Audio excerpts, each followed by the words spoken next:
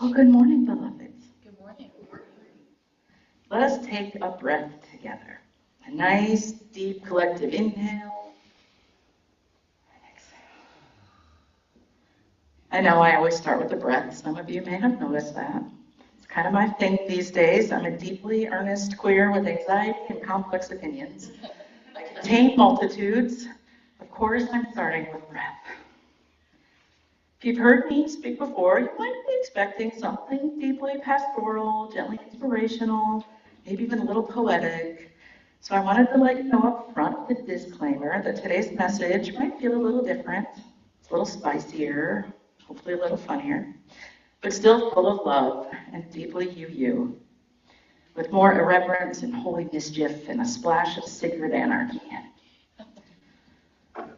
I don't know how your week has been, but mine has included a moment of spiritual clarity, 3 moments of spiritual chaos, and at least 1 moment where I stared into my coffee like it owed me answers.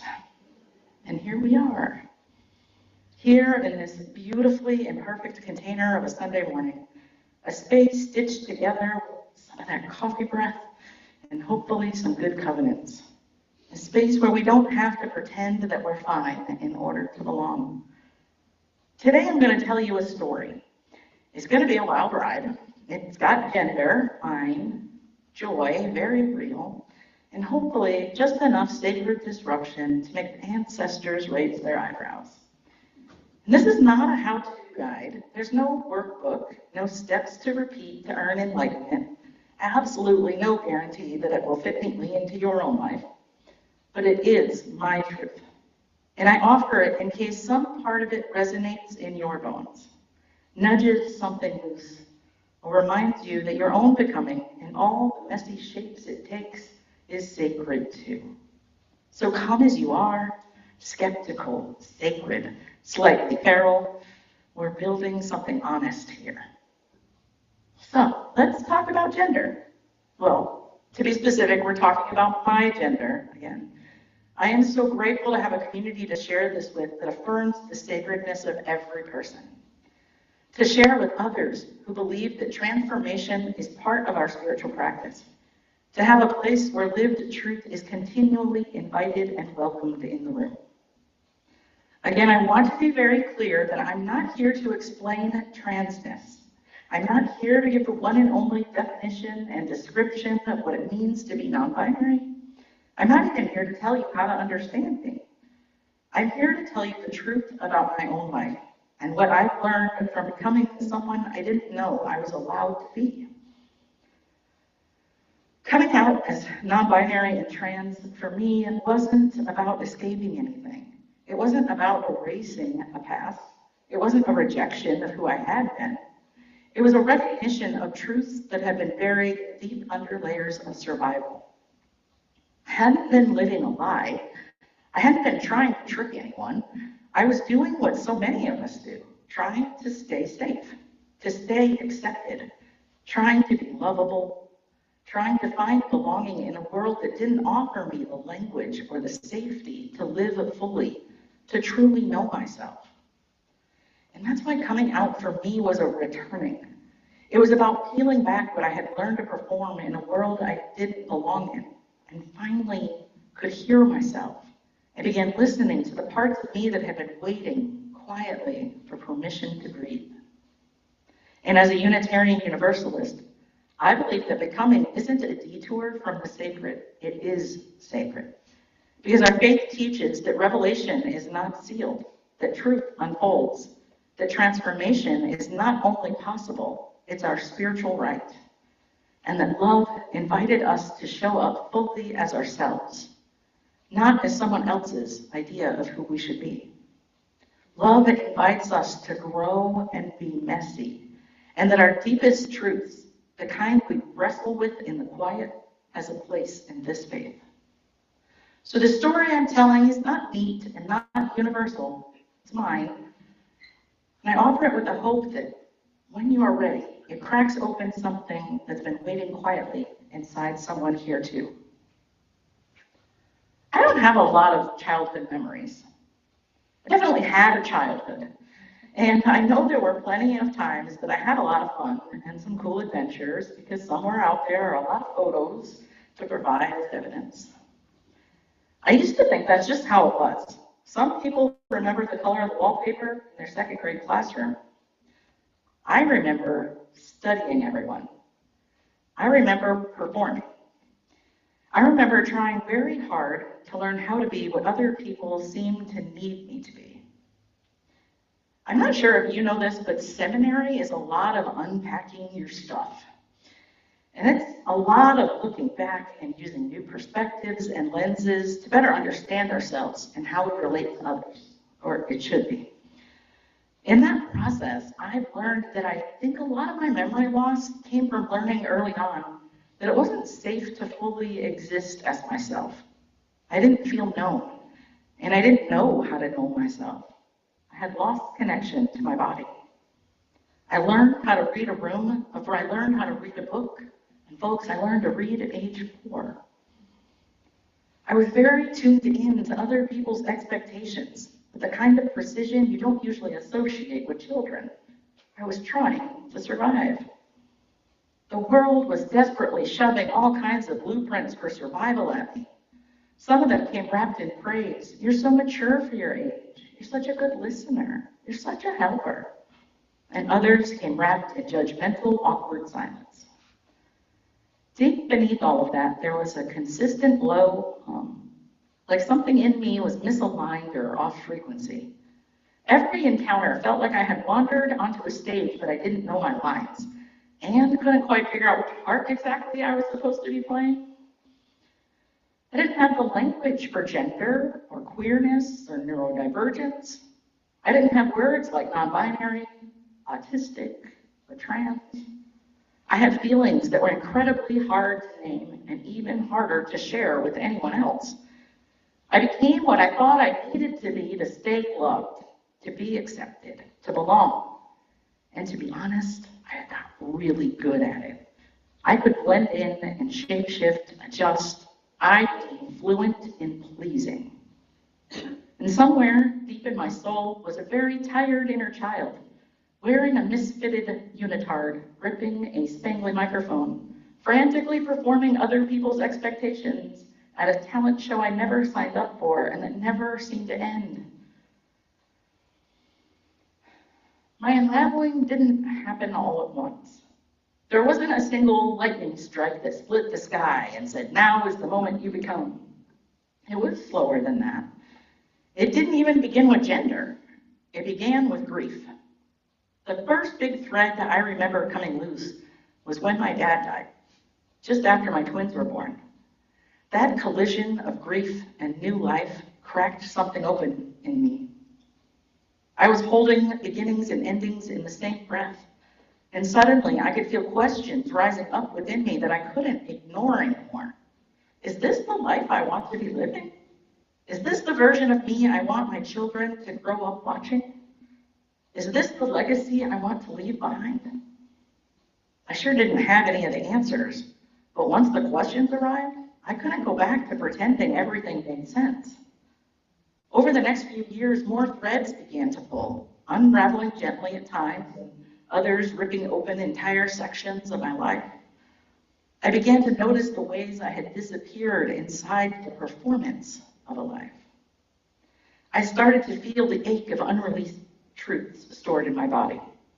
The life I had built so carefully began to feel less like a home and more like constricting armor.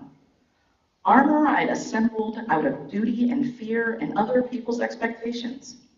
It had gotten me this far, but it didn't fit anymore. Things I once loved began to bring me panic. I was uncovering repressed memories, painful ones, trauma that had really shaped my sense of safety. The growing realization that I had no idea who I really was beneath all the strategies I had used to survive. And yet, my growing sense of grief, I also encountered wonder.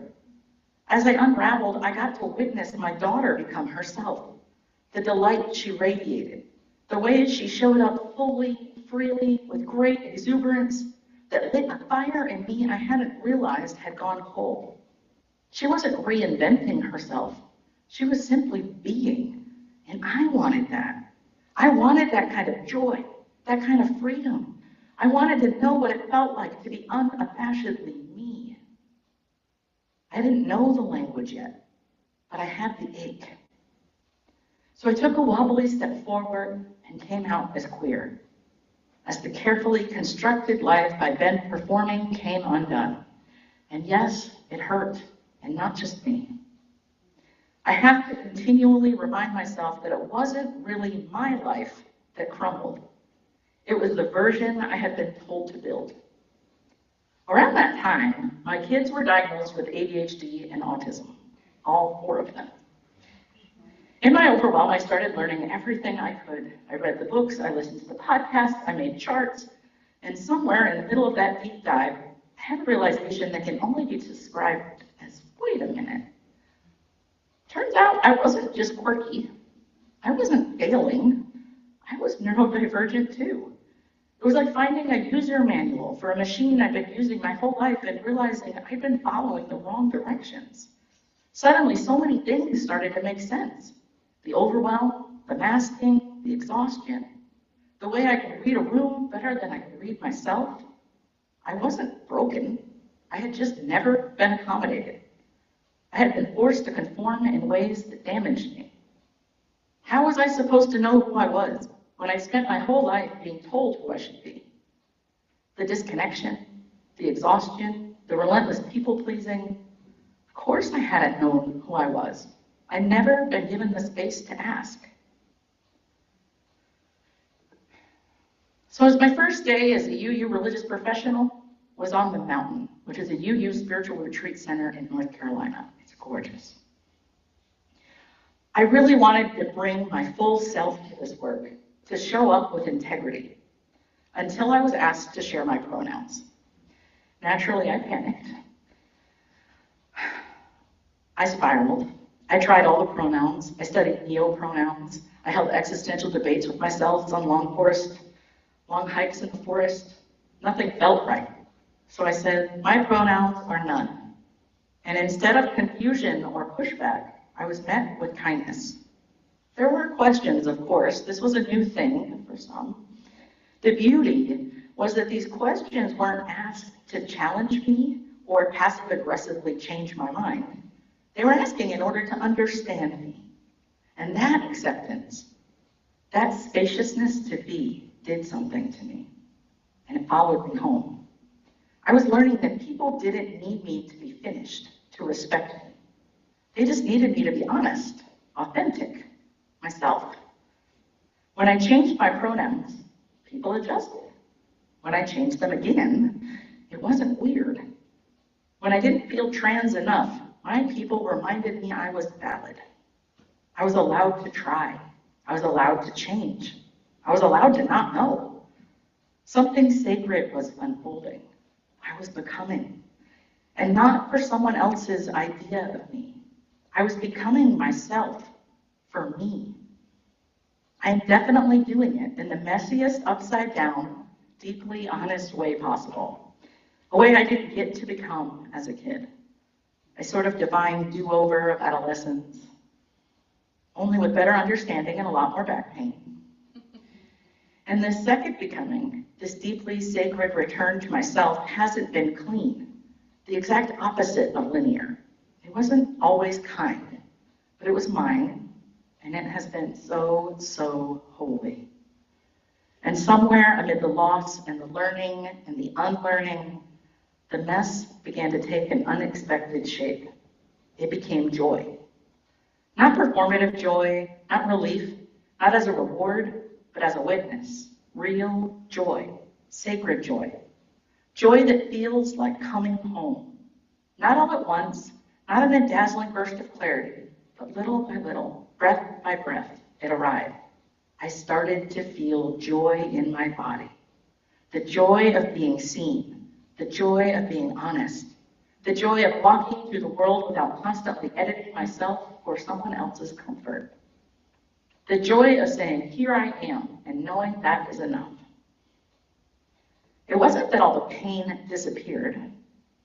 It was that I was no longer alone inside of it. I laugh louder now. I cry a lot more easily. I dance more terribly. I feel more present in my body than I ever did before. And this joy, it didn't arrive once I was finished. It didn't show up because I had finally gotten myself figured out. I haven't. It showed up because I stopped fighting. I was allowed to be. And that, to me, is holy. As a Unitarian Universalist, I believe in a faith that blesses the unfolding. A faith that says revelation is not sealed, that my truth is messy and it will arrive in its own time and it will always, always be sacred. A faith that holds transformation not as a problem to fix, but as a gift to embrace. A faith that celebrates pluralism. There is a space for me, for you, for all the complex and beautiful ways people come to know themselves. And most of all, a faith that centers love. Not the easy kind, but the kind that makes room for becoming. This joy I found, it isn't neat, it isn't universal, but it's mine. And if you're somewhere on that path, if you're just starting to ask questions, or if you're already somewhere in the middle of the undoing, maybe even trying to piece something new together, I want you to know you are not too late. You are not broken. You are not alone. Becoming is holy, and your joy, whatever it looks like, is sacred too. So here's my blessing for you. From one beautiful mess in progress to another, may you remember that becoming doesn't require a plan. May your truth show up exactly when it's ready, and may you greet it like an old friend you didn't realize you missed. May your joy be real, even if it's loud, even if it's late, especially when it's weird. May you stop asking for permission to be who you already are. May you let yourself change, and change again, and change again, until it finally starts to feel like living. And may you always know deep down in your bones that you are sacred, even when you're uncertain, even when you're unbecoming, even when you're flailing, laughing. Take with you the holy mischief of becoming. Let it ring in your bones. Go tender, go curious, go queer, go questioning. But most of all, go as yourself. You are not too much. You are not too late. You are not alone. And you are definitely not finished. Bless your becoming. May it be weird, may it be holy, may it be yours. Amen, Ashe, and blessed be.